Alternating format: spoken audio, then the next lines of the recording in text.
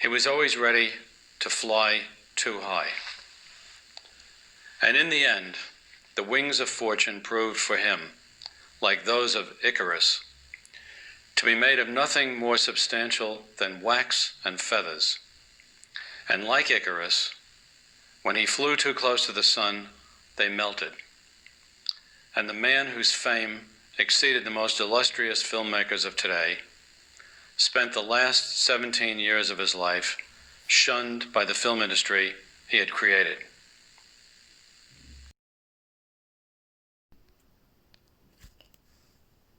Si algo ha sido admirado en el mundo del cine es la manera que tiene Kubrick de relatar historias. Sus películas, únicas e inquietantes, dejan ver una innovadora forma narrativa que se expresa en el uso particular de la lengua cinematográfica. Kubrick transita el modelo del cine clásico narrativo trazando caminos alternativos, superando los límites de lo ya conocido y reinventando con cada film las convenciones del cine de masas. El cine noir, bélico, la ciencia ficción, el drama, la comedia satírica y el cine histórico han sido algunos de los territorios recorridos, dejando una obra que destaca por el uso de dispositivos técnicos particulares, el tratamiento distintivo del espacio y el tiempo, y por la ambigüedad psicológica de sus personajes. Quizá uno de los rasgos que caracterizan la obra de un autor como Kubrick sea el uso particular de los elementos que intervienen en el registro de las imágenes. El encuadre, la escala, la angulación, la profundidad del campo, la perspectiva y los movimientos de cámara han sido objeto de permanente estudio por parte de este autor, quien fue fotógrafo antes de convertirse en un gran investigador y creador de la imagen cinematográfica. A través de una filmografía, donde cada película es completamente distinta a la que le antecede, se muestra la visión única de un autor que conoce de iluminación, de lentes y que domina magistralmente la composición del encuadre y de la pantalla, debido simplemente a que es un verdadero genio.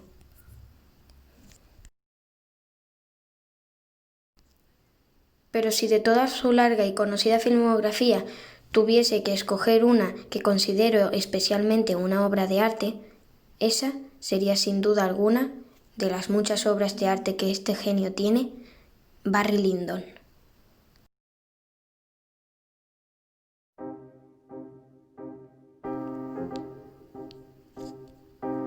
Si hay una película bella para ver, esa es sin duda alguna Barry Lyndon. Kubrick creó una cinta que es como pasear por el mejor de los museos. Cada plano es brillante, con una composición exquisita y todo maridado con una selección musical sublime. Tras tener que dejar de lado su proyecto de rodar un biopic sobre Napoleón, Kubrick se embarcó en su película histórica. Ya tenía hasta el guión de su película sobre Napoleón cuando llegó Waterloo y tuvo que parar. Entonces tomó la novela picaresca de La suerte de Barry Lyndon, de William M. Shattercairn, y creó esta obra maestra del séptimo arte. En la película el tono de la historia se vuelve más melancólica que en la novela. Pasamos de la historia picaresca a una historia dramática. En la primera parte vemos cómo una sucesión de situaciones llevan a Redmond Barry de una vida humilde a convertirse en el Lord Redmond Barry Lyndon. En la segunda parte es su caída en desgracia. La primera parte de Barry Lyndon es una sucesión continua de situaciones, con un ritmo pausado, sí, pero más ágil que en la segunda mitad. Empezamos con un duelo de pistola. Habrá hasta 3 en toda la película, y pasamos a su entrada en el ejército británico. Luego el pruso conoce a un diplomático amante del juego que le lleva a conocer a su futura esposa. Es la parte que más se puede parecer a la novela. En la segunda parte, mucho más visual que la primera, vemos cómo el personaje interpretado por Ryan O'Neal cae en desgracia. Trata de tomar el control de la casa de su esposa, mientras se enfrenta a su hijastro y a sus propios fantasmas. Es en esta parte en la que encontramos un mayor lucimiento técnico de la mano de la fotografía de John Alcott, el protagonista de la cinta. Barry Lyndon es una obra maestra. La sitúo como la película más redonda de Kubrick y al mismo tiempo una de las menos reconocidas también. Es una cinta que ha quedado para la historia marcada por su virtuosísimo técnico. Kubrick se empeñó en darle la estética de los cuadros del siglo XVIII. Hay planos que transportan directamente un lienzo de ahí que evoque a un museo. Decidió utilizar el zoom, un recurso no habitual para este tipo de película, ya que aplana la imagen, pero que le da esa imagen que buscaba. La mayoría de escenas se iluminaron de manera natural, con velas o con luz natural. Kubrick buscó cámaras con ópticas que le permitieran rodar así, sacrificando el fondo, pero dotando a la película de magia. Ha quedado para la historia como la película para todo iluminador y director de fotografía. Una verdadera proeza que mejora la experiencia de la película y la diferencia de otras películas del género. Pero tampoco se puede menospreciar el resto de aspectos. Las interpretaciones son brillantes. La selección musical, con piezas de música clásica, tiene la enorme capacidad de transportarte a la época, evocadora. Lo mismo que todo el trabajo de maquillaje, peluquería y vestuario. Impresionante el detalle con el que está hecho todo. La selección de escenarios, todos reales, le dota de una verdad de la que carecen otras cintas. En definitiva, Barry Lyndon es un gustazo visual de primer nivel, una película histórica que nos mete de lleno en la Gran Bretaña del siglo XVIII, la más redonda de Kubrick. Y ahora saliéndome un poco del aspecto increíble de la fotografía de la película. Sin obviar los aspectos cómicos del protagonista, su vertiente ingeniosa, Kubrick focalizó su película en la introspección psicológica de un personaje con muchos matices, a veces simpático y a veces airado, en algunas ocasiones pacífico y en otras violento, frío o sentimental, mal marido o buen padre, vividor o angustiado. En su recreación de Barry, Kubrick defendía su complejidad idiosincrásica, así como la interpretación libre del espectador y la capacidad de sugerencia del cine. Si un hombre es bueno, creo que es básico descubrir sus puntos negativos y mostrarlos. Al igual que si es fuerte, deben determinarse los momentos de la historia en que se siente débil y ponerlos del manifiesto, y que nunca se debe intentar explicar por qué es así o por qué hizo lo que hizo. Barry Lyndon se estructura en dos partes, una bimembración en el discurso fílmico que Kubrick volverá a emplear en La chaqueta metálica, de 1987.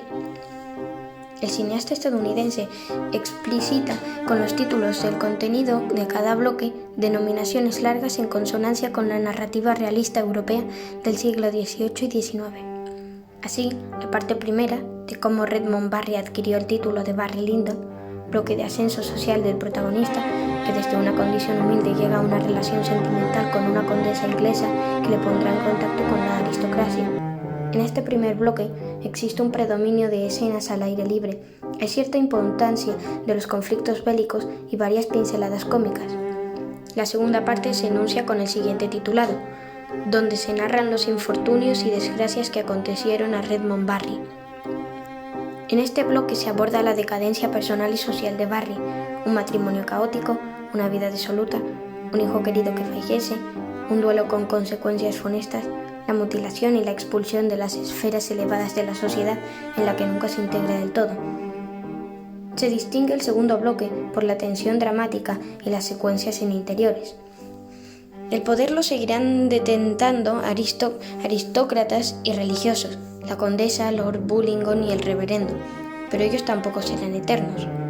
El epílogo, de una profundidad tremenda, logra transmitir la fugacidad de las glorias terrenales y el sinsentido de ambiciones, egoísmos y guerras. Fue durante el reinado de Jorge III que los personajes presentados vivieron y lucharon, buenos o malos, hermosos o feos, ricos o pobres, ahora todos son iguales. La muerte igualadora, concepto de la poesía de Manrique, de raíz medieval, aunque Kubrick no le da un sentido religioso sino laico. Los momentos de dicha, los giros favorables de la rueda de la fortuna, son evanescentes. ¿Por qué tanta violencia? ¿Para qué un título nobiliario? ¿Tantas inspiraciones vanas? ¿Por qué la muerte en la guerra de tantos jóvenes? El narrador en las novelas del siglo XVIII y XIX cumplía varias funciones esenciales en conexión con las publicaciones de aquellos siglos. Al ser narraciones muy amplias y densas, el narrador, tradicionalmente en tercera persona, reforzaba el carácter totalizador de las obras. El narrador dieciochesco o decimónico relataba una batalla, una escena de alta sociedad, una homilia, un trabajo en una fábrica, todo desde una posición extradiegética, externa, sin apenas valoración. Kubrick, en una sabia decisión, transformó al narrador omnisciente de Memorias de Barry Lyndon en una voz en off muy especial, convirtiéndose este recurso cinematográfico en uno de los más potentes del largometraje.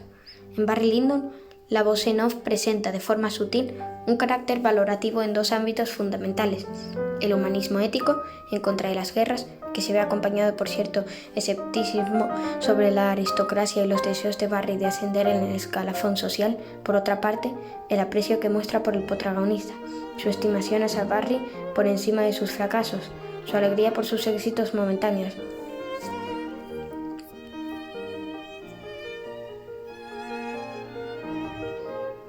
Además, en determinados pasajes, la voz en off se distingue por su ironía y humorismo, y, en otros momentos, por su condición anticipatoria. Flash forward. Pongamos algunos ejemplos significativos de los diferentes usos de la voz en off.